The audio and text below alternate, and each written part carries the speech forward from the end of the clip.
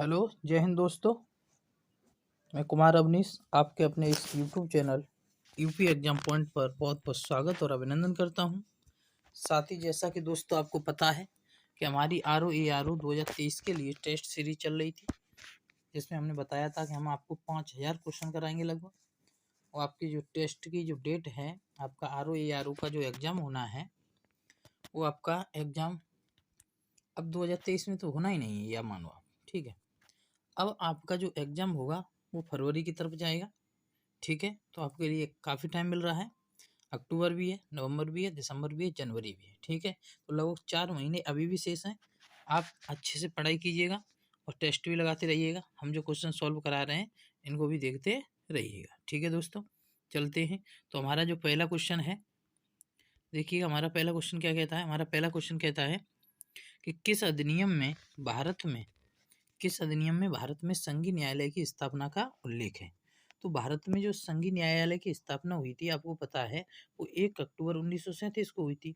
ठीक है, कब हुई थी? 1 अक्टूबर 1937 को हुई थी। और ये अगर अधिनियम पूछा जा रहा है तो 1935 के अधिनियम के द्वारा हुई थी। ठीक है, किस अधिनियम द्वारा हुई थी? 1935 के अधिनियम द्वारा हुई थी। ठीक है, और आपको पता है कि 1773 में रेगुलेटिंग एक्ट आया था, और उस रेगुलेटिंग एक्ट के तहत कोलकाता में एक सर्वोच्च न्यायालय की स्थापना की गई थी 1774 में। ठीक है, और 1833 का जो चार्टर एक्ट था, इसमें सिविल सेवकों के चयन के लिए प्रतियोगी परीक्षा शुरू करने का प्रयास किया गया था। ठीक है दोस्तों, चलते हैं क्वेश्चन नंबर 2 देखते हैं। क्वेश्चन नंबर 2 है, भारत के लिए संविधान की रचना हेतु संविधान सभा का विचार निम्न में से सर्वप्रथम किसने रखा। जो सबसे पहले संविधान सभा का जो विचार रखा था, वो किसके द्वारा रखा गया था? तो जैसे सर्वदलीय सम्मेलन के द्वारा, या कांग्रेस पार्टी के द्वारा, या मुस्लिम लीग के द्वारा। तो इसका राइट आंसर होगा, आपका आंसर स्वराज पार्टी के द्वारा 1924 में। ठीक है, स्वराज पार्टी ने 1924 में सबसे पहले इसका विचार रखा था, लेकिन मांग बाल गंगाधर तिलक ने स्वराज पार्टी के माध्यम से 1895 ही की थी। ठीक है, आगे चलते हैं, क्वेश्चन नंबर 3 देखते हैं। और क्वेश्चन नंबर 3 है, निम्न में से कौन सा कथन सत्य नहीं है। इसमें आपको असत्य कथन ढूंढना है। ठीक है, जो सत्य नहीं है वो कैसा होगा? असत्य होगा। संविधान सभा की पहली बैठक 1946 में हुई थी, तो आंसर राइट है। प्रस्तावना को 13 दिसंबर 1946 को स्वीकार किया गया। गलत है ये क्वेश्चन। ठीक है, मतलब ये ऑप्शन आपका गलत है, तो आपका राइट जो आंसर होगा वो आपका बी होगा, कि वो 13 दिसंबर को तो पंडित नेहरू ने, जवाहरलाल नेहरू ने संविधान सभा में उद्देश्य प्रस्ताव पेश किया था, और उस उद्देश्य प्रस्ताव को 22 जनवरी 1947 को स्वीकार किया गया था। ठीक है, चलते हैं आगे। क्वेश्चन नंबर चौथा देखिएगा। क्वेश्चन नंबर 4 कहता है कि 1946 में गठित संविधान सभा कब विघटित हुई थी। तो 1946 में संविधान सभा का गठन हुआ था, ये इसका विघटन कब हुआ था? तो 1946 से लेके 1952 तक, जब तक संसद का निर्माण होता है, लोकसभा और राज्यसभा बनती है 1992 में, तब 52 में, तब तक आपकी संसद संविधान सभा जो क्या कहते हैं, संविधान सभा है, वो संसद के रूप में कार्य कर रही है। और लोकसभा का गठन हुआ था 3 अप्रैल को, लोकसभा का गठन हुआ था 17 अप्रैल को, और राज्यसभा का गठन हुआ था 3 अप्रैल को। तो इसका आंसर जो राइट होगा वो होगा अप्रैल 1952। ठीक है, आगे चलते हैं, क्वेश्चन नंबर 5 देखते हैं। और क्वेश्चन नंबर 5 कहता है, भारत का संविधान, मतलब नीचे दिए गए वक्तव्य में कौन सा सही है कौन सा गलत है, ये बताना है। भारत का संविधान देश की आवश्यकताओं की पूर्ति करता है। आर कहता है, इसको एक ग्रहित संविधान कहा जाता है। तो इसमें आपको आंसर देखना है कि आंसर आपका कौन सा राइट होगा क्वेश्चन नंबर 5 में। तो देखिएगा, तो जो भारत का संविधान है, भारत का संविधान देश की आवश्यकताओं की पूर्ति करने में पूर्णतः सक्षम है, ये बात आपकी सही है। भावी आवश्यकताओं को पूरा करने है तो इसमें संशोधन संबंधी प्रावधान है। ठीक है, संशोधन भी किया जा सकता है। दूसरी ओर विभिन्न देशों के संविधान से तथ्य एवं विचारों को ग्रहण किया गया है, अतः इसे एक ग्रहित संविधान भी कहा जा सकता है। ठीक है, इस प्रकार जो ये जो ऑप्शन दिए गए हैं, उसमें आपका जो राइट आंसर होगा, ए और आर दोनों सत्य हैं, परंतु आर ए की सही व्याख्या स्पष्टीकरण नहीं। Answer B is right. चलते हैं क्वेश्चन नंबर 6 देखते हैं। क्वेश्चन नंबर 6 कह रहा है भारत में संवृत्ति जो सूची है उसका प्रावधान कहाँ से किया गया है? तो संवृत्ति सूची का जो प्रावधान है वो ऑस्ट्रेलिया के संविधान से किया गया है। कहाँ से किया गया है? ऑस्ट्रेलिया के संविधान से किया गया है। कहाँ से दोस्तों? ऑस्ट्रेलिया के संविधान से। अमेरिका के संविधान से मूल अधिकार लिए गए हैं, ठीक है। कनाडा के संविधान से संघात्मक व्यवस्था ली गई है। समानता स्वतंत्रता आपके फ्रांस के संविधान से ली गई है। आगे चलते हैं, क्वेश्चन नंबर 7 देखते हैं दोस्तों। और जो क्वेश्चन नंबर 7 है हमारा, वो क्या कहता है? राज्यों के निर्माण का सही क्रम क्या होता है? मतलब राज्यों का निर्माण जो हुआ था वो उसका सही क्रम बताना है, ठीक है। क्वेश्चन नंबर 7, जो राज्यों का निर्माण हुआ था जैसे गुजरात है, आंध्र प्रदेश है, हरियाणा है, नागालैंड है, तो आपको बताया जाए कि देखो सबसे पहले क्या हुआ।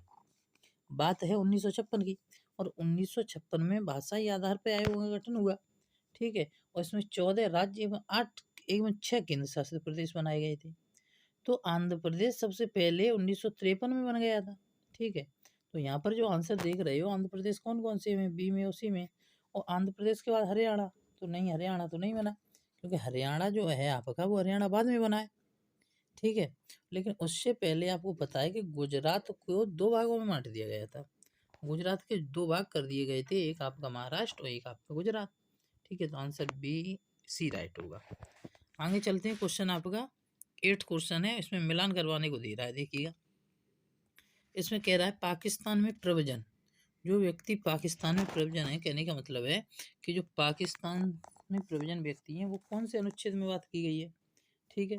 उसके बाद कह रहा है नागरिक अधिकारों का नियम, जो नागरिक हैं उनका अधिकारों से संबंधित नियम।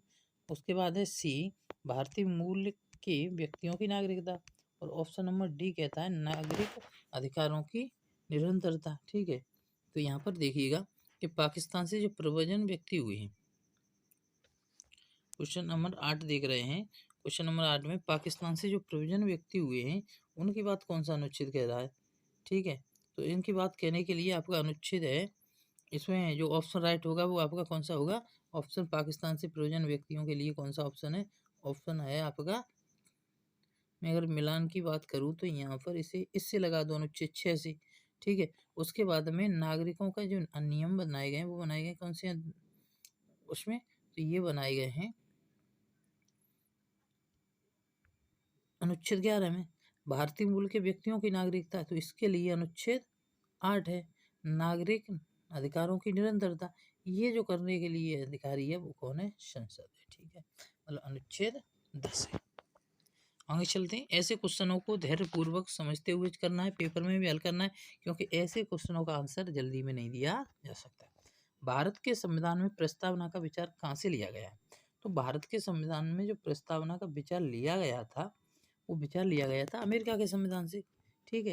लेकिन जो लिखित प्रस्तावना है वो उद्देश्य प्रस्ताव का बदला रूप है, और जो भाषा है वो ऑस्ट्रेलिया से ली गई है। क्वेश्चन नंबर 10 देखिएगा, भारत के संविधान में चौथी अनुसूची में सम्मिलित है। अब चौथी अनुसूची में क्या सम्मिलित है?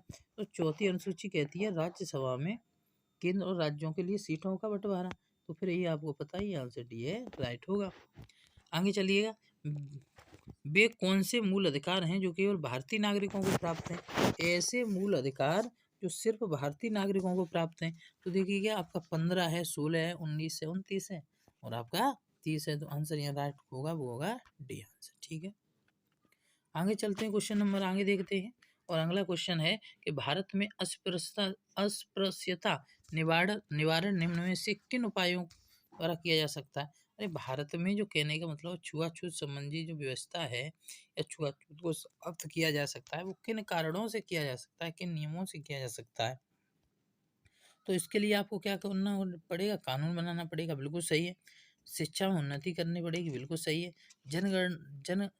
जन जागरण के द्वारा लोगों में जागरूकता फैला के नौकरियों में प्रवेश दिला कर रहा हूँ। आपका चौथा रॉन्ग है, तो इसमें आंसर होगा आपका सी। क्या होगा? सी होगा, ठीक है।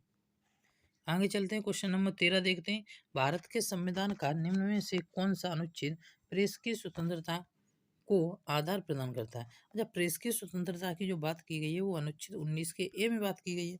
किस में बात की गई है? अनुच्छेद 19 के ए में या आ में बात की गई है, ठीक है। और जो प्रेस की स्वतंत्रता है वो प्रेस की स्वतंत्रता का जो उल्लेख है वो संविधान में नहीं है, प्रत्यक्ष रूप से नहीं है। किंतु अनुच्छेद 19 के ए में के अंतर्गत वाक अभिव्यक्ति या वाक स्वतंत्रता की बात की गई है। वाक एवं अभिव्यक्ति की स्वतंत्रता, उसी के अंतर्गत इसे शामिल कर दिया गया है। ठीक है। अच्छा, अनुच्छेद जो 20 है वो कहता है अपराध के लिए 2 सिद्धि के संबंध में संरक्षण। अपराध के लिए 2 सिद्धि के संबंध में संरक्षण। अनुच्छेद 21 कहता है जीवन की स्वतंत्रता, प्राण एवं दैहिक स्वतंत्रता। और 19 का बी कहता है शांतिपूर्ण ढंग से निरायुद्ध सम्मेलन करना। ठीक है दोस्तों, आगे चलते हैं, क्वेश्चन नंबर देखते हैं अपना 14। 42वें संविधान संशोधन अधिनियम द्वारा कौन सा विषय राज्य के नीति निर्देशक तत्वों में शामिल नहीं है? कौन सा विषय राज्य के नीति निर्देशक तत्वों में शामिल नहीं है? तो जैसे बच्चों के लिए विकास के अवसर, ये तो राज्य के नीति निर्देशक तत्वों में है आपका। ठीक है। उद्योग के प्रबंधन में श्रमिकों की भागीदारी, ये भी है। पोषण और जीवन स्तर को ऊंचा करना। अब पोषण और जीवन स्तर को ऊंचा करना, ये बात आपके 42वें संविधान संशोधन द्वारा जोड़ी गई है। ठीक है। किसके द्वारा जोड़ी गई है? 42वें संविधान संशोधन द्वारा जोड़ी गई है। अच्छा, न्याय को बढ़ावा देने है, तो ये भी आपके राज्य के नीति निर्देशक तत्वों में शामिल है। लेकिन जो ये बात की गई है, ये आपके राज्य के नीति निर्देशक तत्वों की नहीं है, आपके मूल कर्तव्यों की है। ठीक है। या फिर आप सीधा ही मान लो कि आंसर इसका जो होगा वो answer C is right. Answer क्या होगा? Answer C is right. ठीक है, आगे चलिएगा, क्वेश्चन नंबर 15 देखते हैं। भारतीय संसदीय प्रणाली ब्रिटिश की संसदीय प्रणाली से किस बात से भिन्न है? तो भारत की संसदीय प्रणाली है वो ब्रिटिश की संसदीय प्रणाली से किस प्रकार भिन्न है? तो यहाँ पर जो बात की जाती है वो की जैसे न्यायिक पुनरावलोकन की प्रणाली। हाँ, आपका आंसर ए ही राइट है, क्योंकि न्यायिक पुनरावलोकन की जो व्यवस्था है वो ब्रिटिश की प्रणाली में नहीं है, भारत की प्रणाली में है। और न्यायिक पुनर्विलोकन ये अमेरिका के संविधान से लिया गया है। कहाँ से लिया गया है दोस्तों? ये अमेरिका के संविधान से लिया गया है। ठीक है, आपको इस पर क्या करना है, थोड़ा सा गौर करके चलना है कि कौन सी चीज़ भारत में अमेरिका के संविधान से ली गई है और कौन सी चीज़ भारत में ब्रिटिश के संविधान से ली गई है। ठीक है, तो क्वेश्चन नंबर हमारा कौन सा था? क्वेश्चन नंबर था हमारा 15। ठीक है, आगे चलते हैं दोस्तों, क्वेश्चन नंबर 16 देखिएगा। स्वर्ण सिंह समिति ने कितने मूल कर्तव्यों को संविधान में जोड़ने का सुझाव दिया था? जब 42वां संविधान संशोधन हुआ उस समय स्वर्ण सिंह समिति ने मूल कर्तव्यों को जोड़ने की जो सिफारिश की थी, उसमें मूल कर्तव्यों को जोड़ने की सिफारिश की थी कि 8 मूल कर्तव्य जोड़े जाएंगे। कितने जोड़े जाएंगे? 8 मूल कर्तव्य जोड़े जाएंगे। उसमें इनकम टैक्स भी शामिल था। लेकिन जब जोड़े गए तो 10 मूल कर्तव्य जोड़े गए थे। कितने जोड़े गए? 10 मूल कर्तव्य जोड़े गए, और इस समय इनकम टैक्स की कोई बात नहीं हुई। ठीक है, इसमें इनकम टैक्स की कोई बात नहीं हुई थी। ठीक है, आगे चलिएगा, क्वेश्चन नंबर देखते हैं 17वां। कौन सा देखते हैं? क्वेश्चन नंबर देखिएगा 17वां। 17वां क्वेश्चन कहता है निम्न में से कौन सा कथन सुमेलित है? कौन सा कथन सुमेलित है? तो जैसे प्रारंभिक शिक्षा का अधिकार, तो प्रारंभिक शिक्षा का अधिकार है अनुच्छेद 19 में, ये रोंग है, क्योंकि बाकी एक अभिव्यक्ति की बात की गई है यहाँ पर। संवैधानिक उपचारों का अधिकार, ये 32 में या 22 में गलत दे रहा है। अल्पसंख्यकों का शिक्षा स्थानों की स्थापना और प्रशासन का अधिकार, ये राइट है दोस्तों। प्राण एवं दैहिक स्वतंत्रता, ये 20 दे रहा है, जबकि किस में है? 21 में है। तो क्वेश्चन नंबर देखते हैं, क्वेश्चन नंबर अपना 18 देखते हैं। ठीक है, 18वां क्वेश्चन कह रहा है तुम्हारा निम्न कथनों पर ध्यान दीजिए। ठीक है, निम्न कथन है, उन पर क्या करना है? ध्यान देना है। तो देखिए निम्न कथनों पर कैसे ध्यान देना है। देश की रक्षा करें तथा राष्ट्र की सेवा करें। देश की रक्षा करें तथा राष्ट्र की सेवा करें। ज्ञानार्जन तथा सुधार की भावनाओं का विकास करें। पर्यावरण का संरक्षण व वन्य जीवों की रक्षा करें। राष्ट्रीय महत्व के स्थानों का संरक्षण करें। तो उपरोक्त में से कौन सा मूल कर्तव्य आपसे पूछ रहा है कि मूल कर्तव्य कौन सा है? तो इसमें आपका ए, जो राष्ट्र की रक्षा करें सेवा करें, ये मूल कर्तव्य है। और उसके बाद में दे रहा है पर्यावरण संरक्षण, तो ये आपके ऑप्शन नंबर बी सही होगा। कौन सा सही होगा? ऑप्शन नंबर बी सही होगा ये। ठीक है, पर्यावरण संरक्षण, राष्ट्रीय महत्व, ये आपका अलग है। ठीक है, मूल कर्तव्यों की बात इसमें की गई है। आगे चलते हैं, क्वेश्चन नंबर देखते हैं 19। और क्वेश्चन नंबर 19 कहता है संविधान के किस अनुच्छेद के अंतर्गत राज्य के विधानसभाओं में अनुसूचित जाति एवं जनजातियों के लिए आरक्षण का प्रावधान है? तो इसका जो राइट आंसर होगा वो आंसर राइट होगा आपका अनुच्छेद 32। ठीक है, कौन सा होगा? अनुच्छेद 32 होगा, सॉरी अनुच्छेद सी होगा, मतलब 332 की बात की गई है। 332 की बात की गई है। आगे चलते हैं और आगे क्वेश्चन 20 देखते हैं। कोई भी व्यक्ति उपराष्ट्रपति निर्वाचन हो सकता है यदि वह किसी भी सदन की अहर्ता रखता है। राष्ट्रपति राज्यसभा का पदेन सभापति होता है। निम्न में से कौन सा उत्तर सही है? यहाँ पर देना है कि निम्न में से कौन सा उत्तर सही है। क्वेश्चन नंबर था हमारा 20। ठीक है, तो यहाँ पर जो बात की गई है वो की गई है यहाँ पर सत्य क्या है, तो देखो ए तो सत्य है, परंतु जो आर बात करता है आर, ये आर गलत है। ठीक है, तो आंसर जो यहाँ सही होगा वो होगा डी। ठीक है, कौन सा सही होगा? डी सही होगा। क्योंकि आपको पता है कि राष्ट्रपति के पद के लिए भारत का नागरिक होना चाहिए, 35 वर्ष की आयु पूरी कर ली हो, वह राज्यसभा का सदस्य बनने की अर्हता रखता हो, किसी भी लाभ के पद पर ना हो। उपराष्ट्रपति राज्यसभा का सभ्य मतलब पदेन सभापति होता है। ये भारतीय संविधान का अनुच्छेद कौन सा 89 का एक कहता है। ठीक है दोस्तों, आगे चलती है। क्वेश्चन नंबर देखते हैं 21। क्वेश्चन 21 कहता है कि अगर भारत के राष्ट्रपति के चुनाव में कोई वाद विवाद होता है तो इसका निपटारा कौन करता है? राष्ट्रपति के चुनाव में वाद विवाद होता है तो इसका निपटारा कौन करता है? तो इसका निपटारा करता है सर्वोच्च न्यायालय, और उसका निर्णय अंतिम निर्णय माना जाता है। ठीक है, ये आपको ध्यान रखना है। आगे चलते हैं। भारत का प्रधानमंत्री बनने के लिए न्यूनतम आयु कितनी होनी चाहिए? भारत का प्रधानमंत्री बनने के लिए न्यूनतम आयु कितनी होनी चाहिए? 25 वर्ष होनी चाहिए, या 30 वर्ष होनी चाहिए, या 35 वर्ष होनी चाहिए? तो भारत का प्रधानमंत्री बनने के लिए लोकसभा की जो सदस्यों की आय होती है कम से कम उतनी आय होनी चाहिए। ठीक है, आगे चलते हैं। मंत्रिपरिषद के सभी सदस्य सामूहिक रूप से उत्तरदायी होते हैं। मंत्रिपरिषद के सभी सदस्य सामूहिक रूप से किसके प्रति उत्तरदायी होते हैं? केवल लोकसभा के प्रति, केवल लोकसभा के प्रति होते हैं सामूहिक रूप से, लेकिन व्यक्तिगत रूप से होते हैं राष्ट्रपति के प्रति। ठीक है, क्वेश्चन नंबर देखिएगा। क्वेश्चन नंबर 24 की बात हो रही है। संसद की बैठक में अधिकतम कितने माह का अंतर होता है? तो संसद की बैठक में जो अधिकतम अंतर होता है वो अंतर होता है 6 माह का। कितने का होता है? 6 माह का अंतर होता है।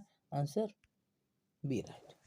अच्छा, ये जो बात की गई है अनुच्छेद 85 के 1 में कहा गया है, और ये कहा गया है कि संसद के प्रत्येक सदन के एक सत्र की अंतिम बैठक और आगामी सत्र की प्रथम बैठक के बीच 6 माह का या 6 माह से अधिक अंतर नहीं होना चाहिए। इस प्रकार एक वर्ष में कम से कम 2 बैठक हो सकती हैं। ठीक है, क्वेश्चन नंबर देखते हैं 25। क्वेश्चन नंबर 25 कहता है निम्न में से भारत की प्रथम राज्यपाल बनने वाली महिला। अब भारत में या उत्तर प्रदेश में जो प्रथम राज्यपाल बनने वाली महिला थी, उन महिला का नाम था सरोजिनी नायडू, जो उत्तर प्रदेश से थी। और ये सरोजिनी नायडू भारत की प्रथम महिला राज्यपाल बनती हैं, और ये उत्तर प्रदेश की बनती है। और अगर पूछता है कि भारतीय उत्तर प्रदेश की पहली महिला मुख्यमंत्री कौन थी, तो उसका नाम था सुचेता कृपलानी। कौन थी? सुचेता कृपलानी। ठीक है, ये आपको ध्यान रखना है दोस्तों। चलते क्वेश्चन नंबर देखते हैं 26। Question number 26। तो क्वेश्चन नंबर 26 कहता है भारत के प्रधानमंत्रियों का उनके कार्यकाल के अनुसार क्रम बताना है। अब भारत के प्रधानमंत्रियों का क्रम बताना है, तो जैसे बीपी सिंह है, ये बीपी सिंह 1989 में आए। ये बीपी सिंह कब आए? 1989 में। ठीक है, चौधरी चरण सिंह है, ये 1969 में आए। उसके बाद में बीपी सिंह, चौधरी चरण सिंह। उसके बाद में जैसे एच.डी. देवगौड़ा है, एच.डी. देवगौड़ा ये 1996 में आए। ठीक है, और आपके जो चंद्रशेखर हैं, ये चंद्रशेखर आपके 1990 में आए। तो आंसर यहाँ सही होगा चरण सिंह, बीपी सिंह है। ठीक है, चौधरी चरण सिंह, उसके बाद में बीपी सिंह, उसके बाद में आएंगे फिर तुम्हारे चंद्रशेखर, उसके बाद में आएंगे देवगौड़ा। तो आंसर राइट होगा आपका बी। ठीक है, भारत सरकार को कानूनी विषयों पर कौन परामर्श देता है?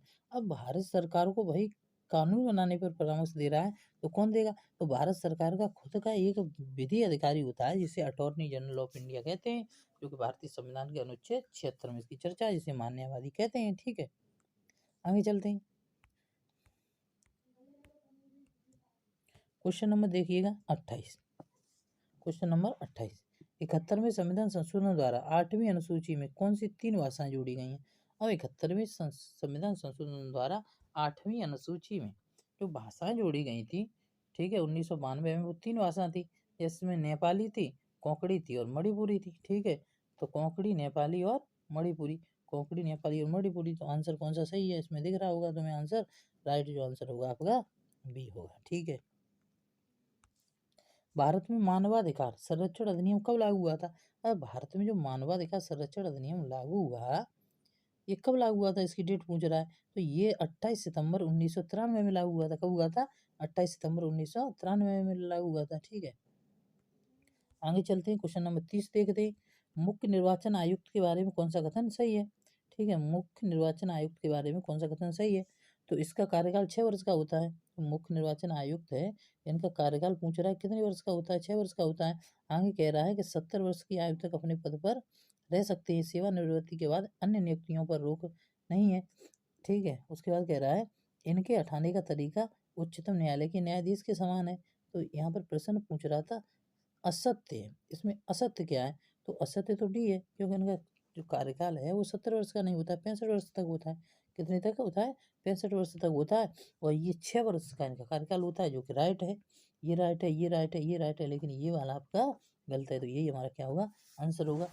चलते हैं क्वेश्चन नंबर देखते हैं 31। ठीक है, और क्वेश्चन नंबर 31 कह रहा है धन विधेयक के बारे में कौन सा कथन सत्य है? देखिएगा दोस्तों, धन विधेयक के बारे में, इसके अध्यक्ष के प्रमाणन की जरूरत होती है।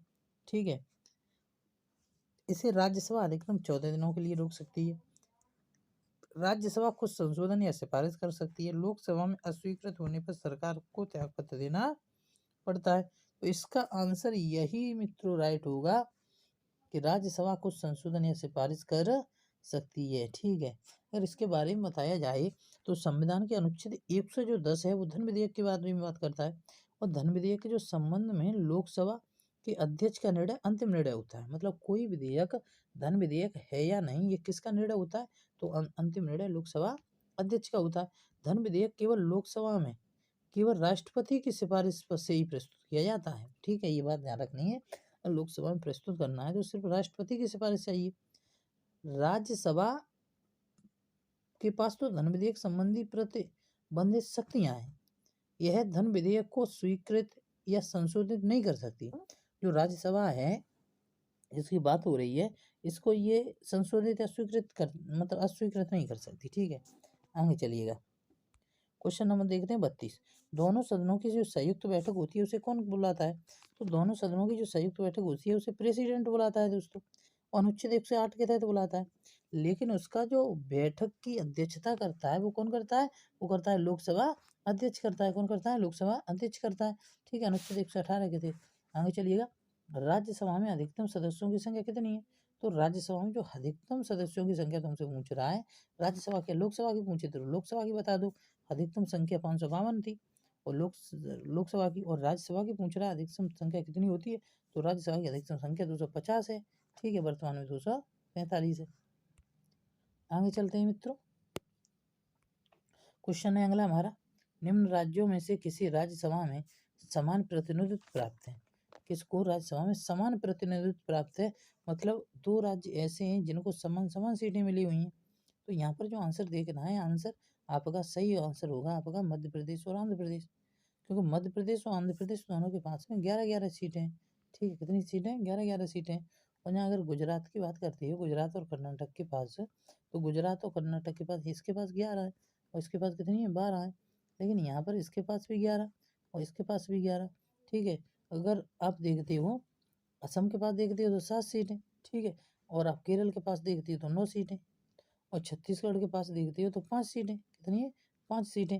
फिर उसके बाद क्या बचता है? झारखंड। फिर झारखंड के पास 6 सीटें हैं। तो आंसर आपका राइट होगा सी। चलिएगा आगे, निम्न में से कौन सी याचिका अधीनस्थ न्यायालय की कार्य पद्धति का परीक्षण करती है? ऐसी कौन सी न्यायालय वो है रिट जो अधीनस्थ न्यायालय है, छोटे न्यायालय, उनकी कार्य प्रणाली जो पद्धति है उसका परीक्षण करती है? तो इसका जो राइट आंसर होगा वो राइट आंसर होगा आपका भी उत्प्रेषण। ठीक है, उत्प्रेषण या प्रतिषेध याचिका जो है अधीनस्थ न्यायालयों की कार्य पद्धति का परीक्षण करती है।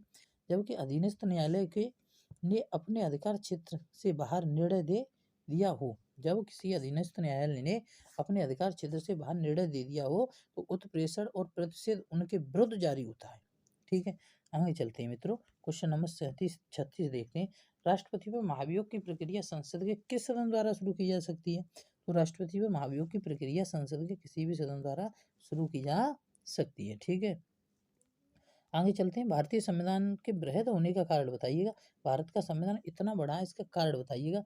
तो भारत का संविधान इतना बड़ा होने का जो कारण है वो ये है कि ये संघ और राज्यों का संविधान है। ये पूरा संविधान संघ और राज्यों का है, जबकि अमेरिका में संघ और राज्यों का संविधान अलग अलग है। आगे चलते हैं, क्वेश्चन नंबर 38 देखिएगा। किस अनुच्छेद में उच्च न्यायालय को रिट जारी करने की शक्ति है? अगर हम वो पूछ रहे हैं हाई कोर्ट की पूछ रहे हैं, हाई कोर्ट जो रिट जारी करेगा वो ये 226 के तहत करेगा, ठीक है। और अगर आपका सुप्रीम कोर्ट करेगा, सुप्रीम कोर्ट तो 32 के तहत करेगा, तो अनुच्छेद यहाँ पर सी होगा, आंसर जो होगा सी होगा। आगे चलिएगा दोस्तों, सुमेलित कीजिए, कोर्ट का सही उत्तर दीजिएगा। जैसे लिखा हुआ है अनुच्छेद 78, अनुच्छेद 74, अनुच्छेद 75, अनुच्छेद 331। अब यहाँ पर सही आंसर देना है, ठीक है। अब सही आंसर कौन सा है इधर? जैसे 78 है, 78 में बात की गई है कि राष्ट्रपति को जानकारी देने के संबंध में प्रधानमंत्री का कर्तव्य है। अब ये प्रधानमंत्री व मंत्रिपरिषद की बात की गई है। अनुच्छेद 74 राष्ट्रपति के संबंध में प्रधानमंत्री के कर्तव्य, तो ये आपका बी सही है, ठीक है। कौन सा सही है? बी सही है। अगर मिलान करवाने को देता है, सॉरी, मिलान करवाने को देता है तो आंसर आपका ये बी सही है।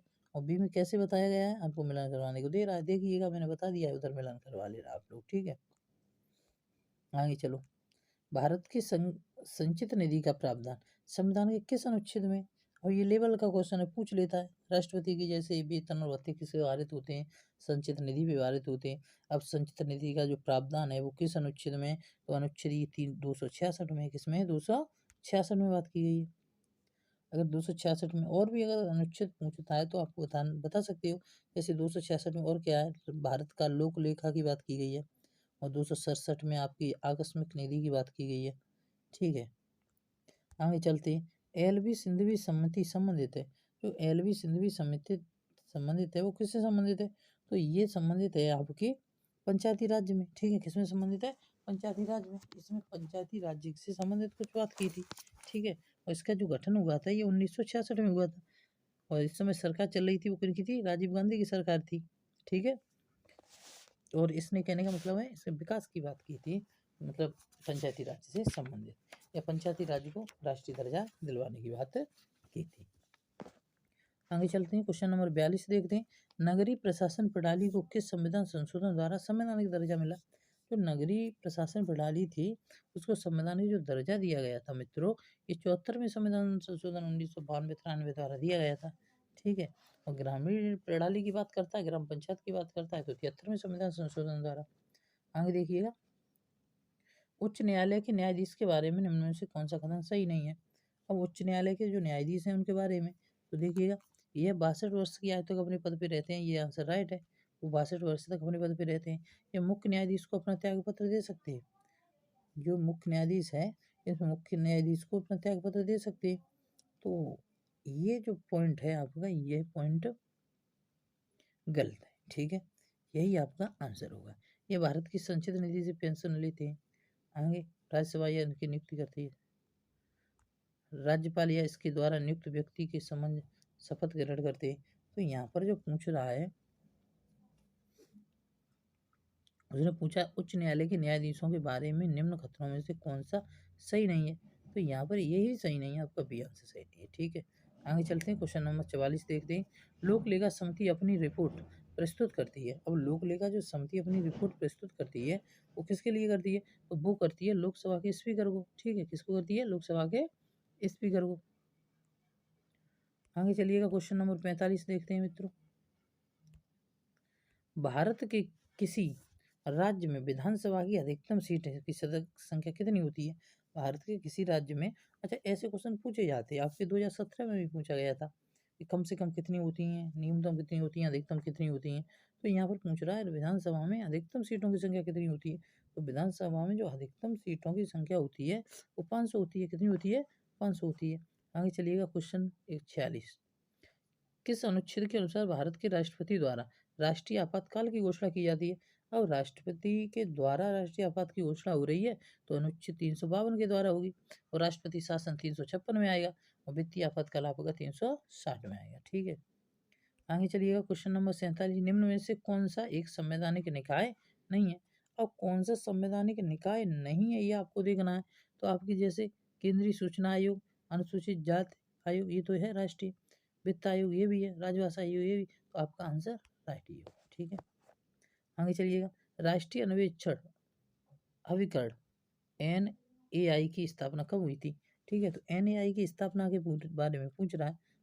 NIA की स्थापना के बारे में पूछ रहा है क्वेश्चन नंबर 48 में। तो इसकी जो स्थापना हुई थी वो 2009 में हुई थी। कब हुई थी? 2009 में। आंसर भी राइट। राष्ट्रीय मानवाधिकार आयोग से संबंधित निम्न कथनों में कौन सा सही है? राष्ट्रीय मानवाधिकार आयोग से संबंधित निम्न कथनों में कौन सा सही है? तो आंसर देखिएगा, यह एक संवैधानिक निकाय है, ये सही है। यह एक संवैधानिक निकाय है, तो ये सही है। इसके अध्यक्ष कुल 5 सदस्य होते हैं। अब इसमें जो सदस्यों की बात की जा रही है कि अध्यक्ष सहित इसमें 5 सदस्य होते हैं, तो इस आयोग का जो अध्यक्ष होता है वो एक होता है। ठीक है, और इसमें 5 सदस्य होते हैं। ठीक है, उसमें 5 सदस्य होते हैं, सही है। देखिएगा, दोबारा से देखते हैं इस क्वेश्चन को, इसमें कुछ डाउट आ रहा है। राष्ट्रीय मानवाधिकार आयोग के संबंध में कौन सा कथन सही है? तो यहाँ पर देखिएगा कौन सा कथन सही की बात कर रहा है।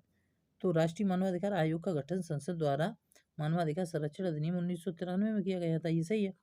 ठीक है, आयोग एक बहु सदस्यीय आयोग है, तो यहाँ पर ये संवैधानिक निकाय है, ये राइट है। लेकिन इसमें 5 सदस्य होते हैं। ये जो सदस्य की बात कर रहा है, तो आयोग के अध्यक्ष व सदस्यों का जो कार्यकाल होता है वो 70 वर्षों तक होता है, और इसके एक अध्यक्ष और 5 सदस्य होते हैं। ठीक है, तो आंसर तो ये भी है, इसके अध्यक्ष और कुल कुल 5 सदस्य। रॉन्ग है, क्योंकि अध्यक्ष सहित 5 नहीं होते, एक अध्यक्ष होता है और 5 सदस्य होते हैं, तो 6 होते हैं। तो ये गलत है, तो आंसर आपका राइट है, यही सही था। ठीक है, यहाँ पर थोड़ा सा इस शब्द पे गौर दो, अध्यक्ष सहित 5। ठीक है, वहां पर होते कितने? 5 होते हैं। तो देखिएगा, किस राज्य में सर्वप्रथम पंचायती राज्य का आरंभ हुआ था? अब किस राज्य में सर्वप्रथम पंचायती राज्य का आरंभ हुआ था? तो तुम्हें बताइए, 2 अक्टूबर 1959 में राजस्थान के नागौर से, कहाँ से? नागौर से पंचायती राज व्यवस्था की शुरुआत की गई थी। ठीक है, राजस्थान देश का एक पहला ऐसा स्थान था जहाँ से पंचायती राज की शुरुआत की गई थी। इसी के साथ मित्रों, आपके 50 क्वेश्चन आज के कंप्लीट हुए, और आप देखते रहिए हमारे वीडियोज को, ज़्यादा से ज़्यादा शेयर कीजिएगा, लाइक कीजिएगा, और हमारे चैनल को सब्सक्राइब कर लो, जिससे कि हमारा जैसे ही वीडियो पड़ता है या जैसे ही आपके लिए कुछ भी आता है, आपको तुरंत अवगत हो जाए। ठीक है, अब यहाँ से हम स्पीड बढ़ाएंगे, डेली के हिसाब से देंगे, क्योंकि हम आपका फॉर्म ही आने वाले हैं 2-4 दिन में। ठीक है, फॉर्म फिल करने के बाद में आप लग जाओ पेपर में, अच्छे से पेपर की तैयारी के लिए लग जाओ, और आप ये मान लो कि आपकी जनवरी तक पेपर मित्रों नहीं होना है। समीक्षा अधिकारी का पेपर जनवरी तक नहीं होना है, जनवरी के बाद ही होगा। ठीक है, थैंक यू मित्रों।